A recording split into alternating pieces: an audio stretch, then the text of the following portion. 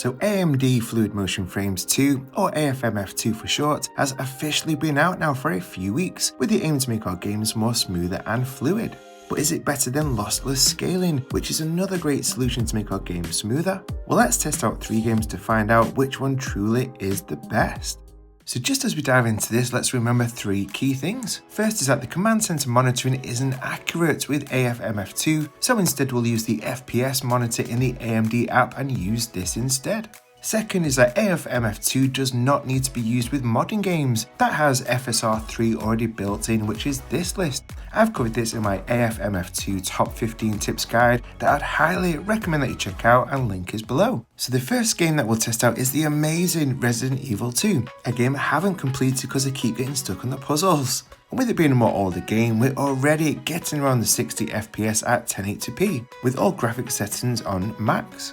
Let's prepare for AFMF 2 by turning VSync to off, which is needed. Head into the AMD app and turn on AFMF 2, which also automatically turns on anti-lag. Head back into the game and wow, we're now around the 100 FPS mark. So Fluid Motion Frames 2 has added on a solid 40 FPS, and this now just feels silky smooth to play. I'd be very happy playing this through using this AFMF 2. Now let's turn VSync back on, and also change the display mode to windowed, which is needed for lossless scaling. Let's turn AFMF 2 and anti-lag to off, load up the Lossless Scaling app. I've set it to ×2 mode, and the rest of my settings I've talked about in my Lossless Scaling guide, and link is below. Hit the blue countdown button in the top right, we're back in the game, and this does feel very smooth too. The AMD monitor in the right isn't giving us any FPS readings, but the top left is showing us 60 FPS, which I must admit I thought would be higher.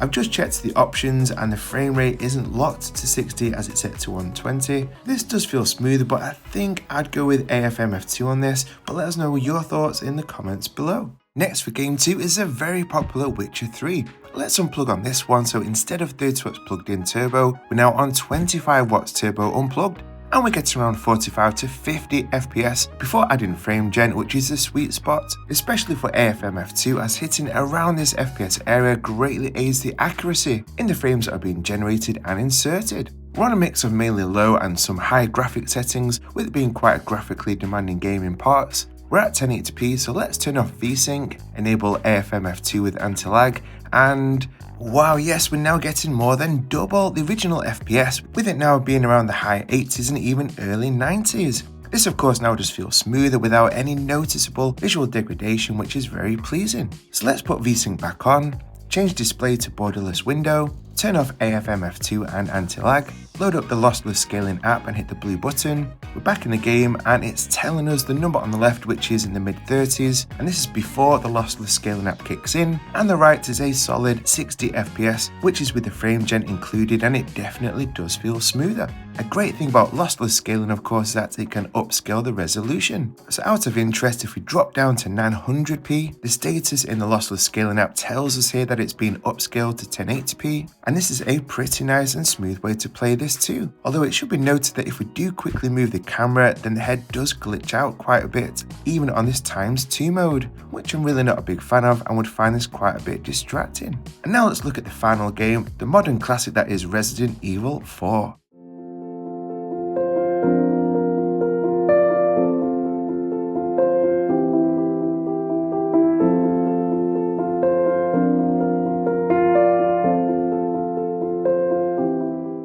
We're in our final game now, and one of my absolute favourites in Resident Evil 4 Remake. We're on 25 watts turbo unplugged on the untouched default graphic settings, and we're getting around that sweet spot of 45 to 50 FPS. Let's enable AFMF 2 and anti-lag. Oops, nearly forgot to disable vertical synchronization or VSync, which we need for AFMF 2, and we're hitting around the mid 70s now, which is great to see. Again, this is slightly smoother, I'd say, and very enjoyable. Although when the camera moves quickly, the scenery does get a little, how to describe this, warped maybe, which may lessen the enjoyment of the game slightly. Let's turn VSync back on and change to a window, disable Fluid Motion Frames 2 and anti-lag, hit the blue button in the Lossless Scaling app, and in the game we're hitting the high 50s in FPS. This really feels nice and smooth and doesn't seem to have that warped graphical effect so much when the camera is moved quickly, and I think that I do prefer lossless scaling for this particular game. And when we switch to 900p resolution, the upscaling that the lossless scaling app provides, that we really don't notice any loss in graphical fidelity, which is really nice. I totally agree with exactly 2/3 of you amazing viewers in a recent community poll that we do daily here on the channel, that AMD Fluid Motion Frames 2 does make games better. Although I think I'm leaning towards lossless scaling for the one that I'd prefer to use a little more, due to it being able to get good results on lower starting frame rates, whereas AFMF 2 really does need to be around 45 to 50 FPS as a starting frame rate to really work well. And also I love how we can set games at 900p or even lower, and the lossless scaling app upscales the resolution without sacrificing too much graphical fidelity.